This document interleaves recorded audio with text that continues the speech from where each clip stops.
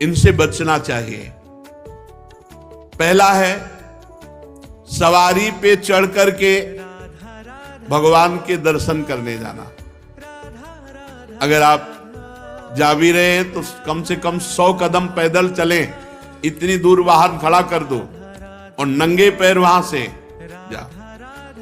खड़ाऊं या पादुका पहनकर भगवान के मंदिर में दर्शन के लिए जाना यह अपराध है। हमें तो यही प्रार्थना करनी है कि सीढ़ियों के नीचे तो उतार दो जूता चप्पल। कुछ लोग तो ऐसे हैं कि टोके ना तो जूता चप्पल पहन के ही दर्शन कर ले। इतने सुकुमार तत्व हैं कई ऐसे। भगवान के मंदिर में सवारी में चढ़ करके जाना या खड़ाऊं पादुका पहन करके जाना ये निषेध है, ये अपराध है। दूसरा, रथ यात्रा, जन्माष्टमी, राधाष्टमी, रामनवमी अगर आप नहीं कर सकते, आप में सामर्थ्य नहीं, तो जहां उत्सव हो रहा हो वहां सम्मिलित हो जाना चाहिए। ये भागवतिक महान उत्सव हैं भगवान के प्रादुर्भाव के, उनमें सम्मिलित हो जाना चाहिए। अगर ऐसा नहीं तो ये भी अपराध के अंतर्गत आता है। तीसरा, भगवान के श्री विग्रह के दर्शन हुए पर आपने प्रणाम नहीं किया। जैसे ऐसे जहां हो इतना जरूर करो, चाहे जिस भगवान के हो, इसमें अनन्यता नहीं है। जैसे परिक्रमा लगाते थे, हनुमान जी की आरती हो रही, जय राधा वल्लभ लाल, 1 मिनट रुके, उनकी आरती हो रही, महाभागवत है, सब संतों को प्रणाम करते हो, हनुमान जी को प्रणाम नहीं करोगे? हनुमान जी महाभागवत, उनको प्रणाम करने में तुम्हारी निष्ठा बदल जाएगी क्या? जय राधा वल्लभ लाल, आरती हो रही, उसी दर्शन मेरे प्रभु इस रूप में विराजमान। जो भी देवालय, जो भी मंदिर अगर हमारी दृष्टि में गए तो ऐसे प्रणाम, उनसे बढ़कर थोड़ी हो। सब में हमारे सर्वानुवस्ततया निरीक्ष परम स्वाराध्य बुद्धिर्मम। प्रभु के श्री मूर्ति के दर्शन करके प्रणाम न करना या जूठे मुंह अपवित्र अवस्था में प्रभु के दर्शन करने जाना। पवित्रता अगर नहीं रहेगी ना तो बुद्धि भ्रष्ट होती रहेगी, पक्का समझ लो। पवित्रता की बहुत जरूरत है। आजकल प्रायः पवित्रता का ज्ञान नहीं रखते हैं। अशुचि अवस्था में दर्शन करना। अगला, एक हाथ से प्रणाम करना भगवान को। जैसे श्री विग्रह भगवान का है तो एक हाथ से ऐसे नहीं प्रणाम किया जाता। संत को, गुरुदेव को, भगवान को ऐसे।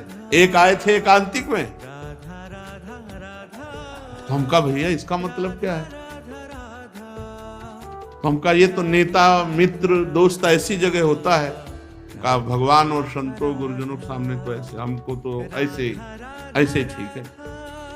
ये राजकीय विभाग में चलता है, भगवत विभाग में ऐसे चलता है। कर जोड़ करके भगवान को, गुरुदेव को, संतों को ऐसे हाथ जोड़कर, एक हाथ से भगवान को ऐसे नहीं किया जाता, प्रभु को ऐसे नहीं किया जाता।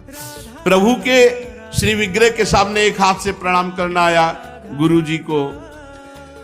इतने सत्संग नहीं ना, तो प्रायः आजकल के बच्चे प्रियता में दाहिने हाथ में मोबाइल होता है,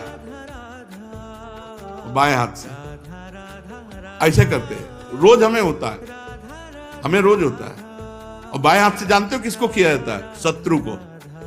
जब किसी राजा के यहाँ संधि कराने या गुप्तचर या दूत ऐसे, तो अब उस राजा को तो करना ही पड़ेगा, तो बाएं हाथ से करता था। तो वो समझ जाते थे शत्रु पक्ष का है, और वो वीर इतना कि गर्दन उतरा सकता है लेकिन दाहिने हाथ से सलूट नहीं कर सकता, क्योंकि शत्रु पक्ष का है तो बाएं हाथ से ही करेगा। एक हाथ से प्रणाम करना या बाएं हाथ से प्रणाम कर। अब सत्संग नहीं तो बेचारे नहीं जानते हो। राधा राधा नहीं बोलेंगे, राधा राधा बोलो, तुम्हारी वाणी पवित्र, तुम्हारा जीवन पवित्र। हमें बहुत सुख मिलता है जब कोई रास्ते में जैसे राधा राधा तो हम खड़े हो जाते हैं। राधा राधा राधा, आपका भी मंगल, हमारे कानों का भी मंगल, और हमारा हृदय गर्व में भरता है, मेरी महारानी जी का नाम लिया जा रहा है। परिक्रमा करते समय प्रभु के श्री विग्रह के सामने आकर के ना रुक करके प्रणाम करना और ऐसे घूमते रहना, यह भी अपराध है। परिक्रमा तो एक परिक्रमा की सामने आए प्रणाम किया, फिर दूसरी की, फिर सामने आए प्रणाम किया। 4 परिक्रमा अपने प्रभु की होती है, हरिप्रियाजू की 4 परिक्रमा। और प्रभु के श्री विग्रह के सामने पैर पसार करके बैठना है। प्राय जिनको सत्संग नहीं मिला वैसा, राधा वल्लभ जी में जैसे वो बारंडा है ना सामने, चौकस ऐसे ऐसे बैठ के पैर ऐसे, अपराध है। प्रभु के सामने पैर लंबे करके या ऐसे पैर घुटनों में बांध करके बैठना।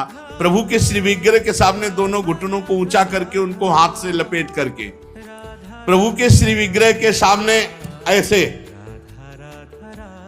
ऐसे नहीं, या तो हाथ जोड़े खड़े रहो या ऐसे हाथ नीचे कर लो, मतलब एक सौम्य मुद्रा होनी चाहिए। यदि वहां खड़े हो, वैसे उचित तो यह कि जितनी देर खड़े रहो हाथ जोड़े खड़े रहो प्रभु के सामने। पर जिनको सत्संग नहीं मिला, जिनको ज्ञान नहीं, तो प्राय ऐसे खड़े होते हैं प्रभु के सामने। प्रभु के सामने, गुरुदेव के सामने, संतों के सामने ऐसे नहीं खड़े हुआ जाता। और प्रभु के सामने बैठ करके सोना यह अपराध है, इसमें पाप लगता है, मलिनता होती। जैसे सत्संग में सोना, प्रभु के सामने बैठे हुए सोना, या स्वाध्याय करते हुए, भगवान के श्री विग्रह के सामने पाना। जैसे चरणामृत मिले तो साइड में होके, प्रसाद मिले तो साइड में होके, ऐसे नहीं वहीं सामने ही, प्रभु के सामने नहीं। भगवान के श्री विग्रह के सामने झूठ बोलना, बात ही मत करो, मंदिर में बात मत करो, गलती हो जाएगी। कुछ भी अगर जरा भी झूठ निकला तो वज्र की लीक हो जाएगा, भोगना पड़ेगा। मौन रहो। जब कोई कहे हमें बात करनी, गेट के बाहर मिलो मंदिर के। अगर थोड़ी चूक भी हो जाएगी तो फिर दर्शन कर लेंगे आके, और इन्हीं के सामने झूठ बोल गए तो फिर क्या होगा। श्री भगवान के सामने जोर से बुलाना किसी को बिल्कुल नहीं। अगर वहां है तो बहुत सावधानी से बात की जाती, धीरे से बात की जाती, वो भी प्रभु संबंधी बात की जाती है। भगवान के श्री विग्रह के सामने आपस में कुशल मंगल पूछ रहा, और कैसे हो, प्रभु सामने वहां पूछ रहे और कैसे हो, अपराध बन रहा है। उनसे पूछो कैसे हो, उनसे बात करो, प्रभु से, प्रभु के पास आए सही पूछो। बिल्कुल नहीं, सीधे गए, बस आंख में आंख मिलाई, जितनी देर टिके बस आंख बंद की, फिर आंख में आंख मिलाई, नख सिख लो अंग माधुरी, उसका पान करो, चुपचाप बाहर निकल जाओ। दर्शन की एक पद्धति है, एक टाक एकदम देख रहे हैं, लेकिन देखना बाहरी लोग दर्शन नहीं करते, नहीं इधर उधर, वहां प्रभु में नहीं टिकेंगे, नेत्र प्रभु में नहीं टिकेंगे, वो इधर उधर दौड़ भाग करके निकल जाएंगे। आपस में कुशल मंगल बातचीत ये सब नहीं। और प्रभु के श्री विग्रह के सामने किसी को उपदेश करना, किसी को डांटना, किसी को दंड देना, ये सब अपराध के अंतर्गत आता है। प्रभु के श्री विग्रह के सामने किसी को पीड़ा देना, मारपीट करना, कदापि नहीं, ये बहुत बड़े बड़े अपराधों में। और प्रभु के श्री विग्रह के सामने किसी को आशीर्वाद देना नहीं, ये भी नहीं। सामने विराजमान है, उन्हीं के आशीर्वाद से सबका आशीर्वाद है। ऐसा नहीं कोई प्रणाम कर रहा है माथे पे हाथ धर, ये सब व्यवहार नहीं। वहां प्रणाम कर, जो प्रणाम करे तुरंत पीठ कर लेनी चाहिए उसकी तरफ, वो प्रणाम उन्हीं को जाए। तो कभी ऐसा प्रणाम न, एकमात्र गुरुदेव। प्रभु के श्री विग्रह के सामने किसी पर अनुग्रह करना यह अपराध है।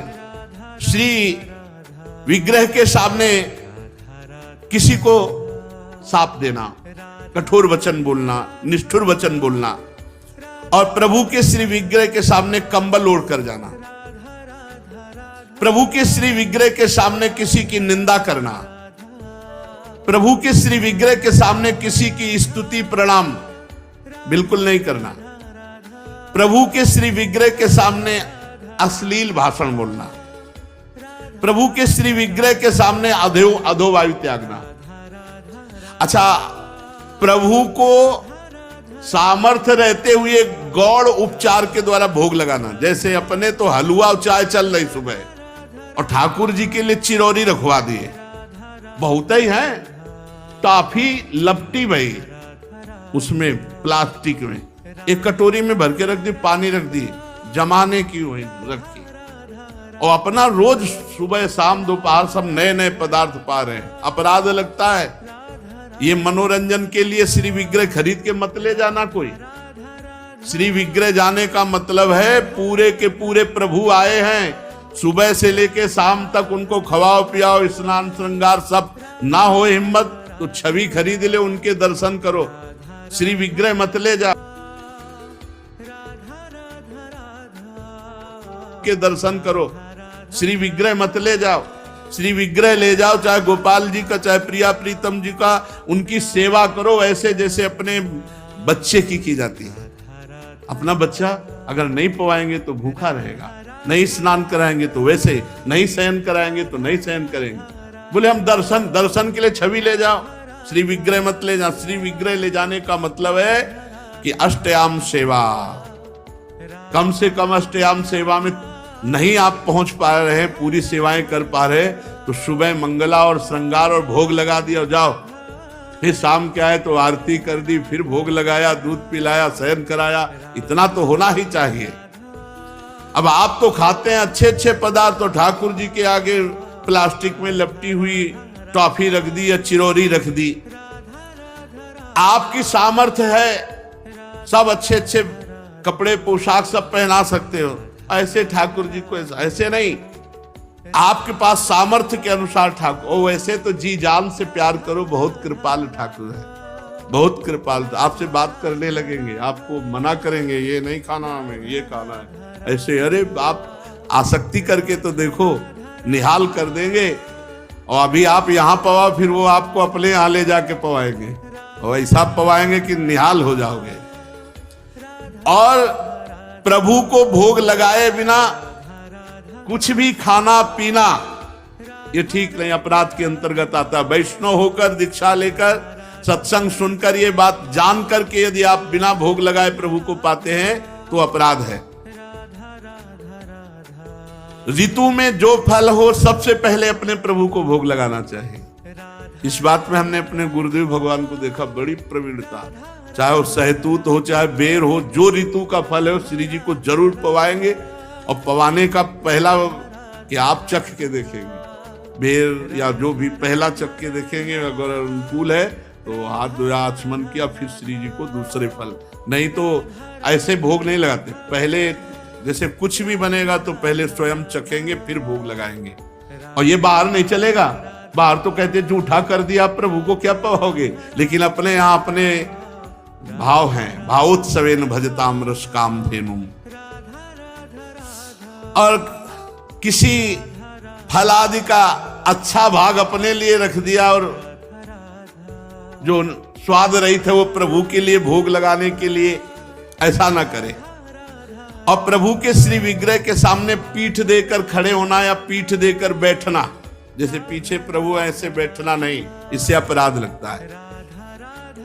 गुरुदेव की अभ्यर्थना न करना, गुरुदेव से कुशल प्रश्न ना करना, गुरुदेव की स्तुति ना करना, ये अपराध है।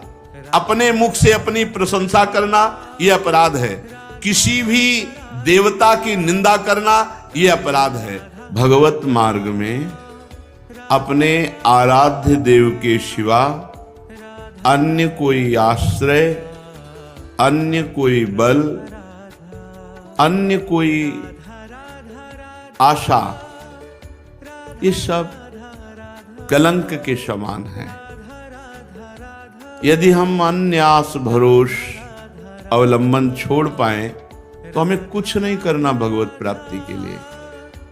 सच्ची मानिए, ये अन्य जो स्वीकृति है यही हमको तो भगवत विमुख किए है। नहीं, हमारा स्वरूप ही भगवत स्वरूप है। ये पांच भौतिक हमारा स्वरूप थोड़ी है, ये अंतःकरण हमारा स्वरूप थोड़ी है, ये स्वभाव हमारा नहीं है, ये प्रकृति का है। यही अन्य आश्रय हमें भय प्रदान करता है। जब तक भय है तब तक न शुद्ध भक्ति है और न शुद्ध ज्ञान है। ज्ञान हो जाने पर एक ब्रह्म के सिवा कुछ है नहीं तो किससे भय।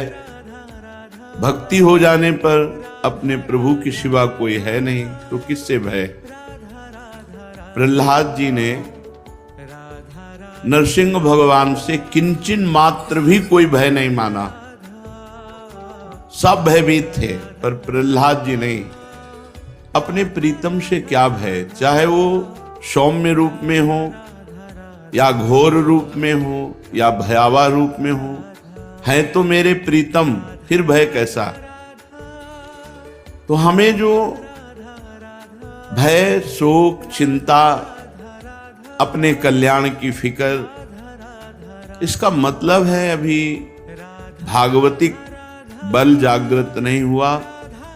अन्य कोई बल है, अन्य कोई आश्रय है, अन्य में ये शरीर भी है, अन्य में शरीर की क्रियाएं भी हैं, अन्य में अंतःकरण है, अंतःकरण के संकल्प, निश्चय, चिंतन, स्वीकृति आदि, अन्य में स्वभाव भी है। ये मेरा नहीं है, मेरे तो सिर्फ प्रभु हैं, और जो मेरा स्वरूप है वो प्रभुमय ही है। ये बात समझ में आ जाए तो बिल्कुल विश्राम है, अभी विश्राम है। भगवत प्राप्ति के लिए जो क्रियाओं का आदेश दिया गया है शास्त्रों में, वो निष्क्रिय आप हैं ये अनुभव करने के लिए, ना कि क्रियाओं से भगवत प्राप्ति होती है। आपका स्वरूप निष्क्रिय है, आप निरंजन है, माया रहित है, यही अनुभव कराने के लिए सत्क्रियाएं की जाती हैं, क्योंकि सत्क्रिया निर्मलता प्रदान करती है। जहां अंतःकरण निर्मल हुआ, शांत हुआ, वहीं अपने स्वरूप का अनुभव होने लगता है। इसलिए अन्य बल तो छोड़ दीजिए, बस ये समझना है अन्य बल का मतलब किसी व्यक्ति, वस्तु, स्थान का नहीं, शरीर का भी नहीं, अपनी क्रियाओं का भी नहीं, अपनी सोच का भी नहीं। ये बात अगर समझ में आ रही हो तो बहुत शुद्ध शरणागति अभी हो जाए। हमारी क्रियाओं का क्या बल, कभी सत्क्रिया होती, कभी असत क्रिया। हमारे अंतःकरण की सोच का क्या बल, कभी सत सोच होती, कभी असत। हमारे स्वभाव का क्या, कभी सौम्य, कभी क्रूर, कभी उदारता, कभी कंजूसता। इसका क्या, हमें अपने प्रियाजू के स्वभाव, प्रियाजू के प्रभाव, प्रियाजू का बल, प्रियाजू का आश्रय, बस। फिर देख लो आप कैसा आनंद आता है। अभी ऊपर हम साधकों से कह रहे थे, प्रभु दिमाग को पकड़ लेते हैं, प्रभु अंतःकरण पर अधिकार कर लेते हैं, अपना अस्तित्व ही खत्म। कैसा अनुभव आनंद का होता होगा जब अहम का पूर्ण विसर्जन भगवान के चरणों में हो गया, प्रिया प्रीतम के चरणों में हो गया। ये बात समझिए, भगवत प्राप्ति बहुत सहज, सरल, अनायास, बिना प्रयास के अनुभव में आने वाली वस्तु है। हमारे को लगता है हम बहुत प्रयास करके भगवत प्राप्ति कर लेंगे तो उसमें हमारा शारीरिक बल, बौद्धिक बल, क्रिया बल, इनकी पहुंच नहीं है परमात्मा तक। इनकी पहुंच, ये सब असत है। असत से की हुई क्रियाएं ये सत परमात्मा में प्रतिष्ठित नहीं कर सकती, तो इनसे उदासीन नहीं होना, ये करना है, पर बल प्रियाजू का। हमारा जितना भी मंगल होगा वो हमारे आराध्य देव से होगा। शरीर बिना क्रिया के नहीं रह सकता, इसलिए सत्क्रियाएं कर रहे हैं। इनका कोई हमें फल या इनकी कोई फलवृत्ति की आकांक्षा ऐसी नहीं है। श्रीपाद प्रबोधानंद जी महाराज इसी भाव को लेके कह रहे हैं, हरि भक्ति महम न कामये मम मुक्ति ही प्रतिभाति सुक्तिवत नयने न निपीय राधिका रति कुंजई रति मंजुलम बनम। बहुत समझने वाली बात है। मुझे हरि भक्ति की भी कामना नहीं, हरि भक्ति महम न कामये, मुझे भगवान की भक्ति की भी कामना नहीं। मम मुक्ति प्रतिभाति सुक्तिवत, मुझे मोक्ष तो सीपी की तरह दिखाई दे रहा है, कुछ नहीं है, कोई सुख नहीं है। लो, अखंडानंद, ब्रह्मानंद, परमानंद श्रीपाद को कोई सुख नहीं समझ में आ रहा। क्यों? क्योंकि महासुख में निमग्न है। कहां? खुद वर्णन कर रहे हैं, नयने निपीय राधिका रति कुंज,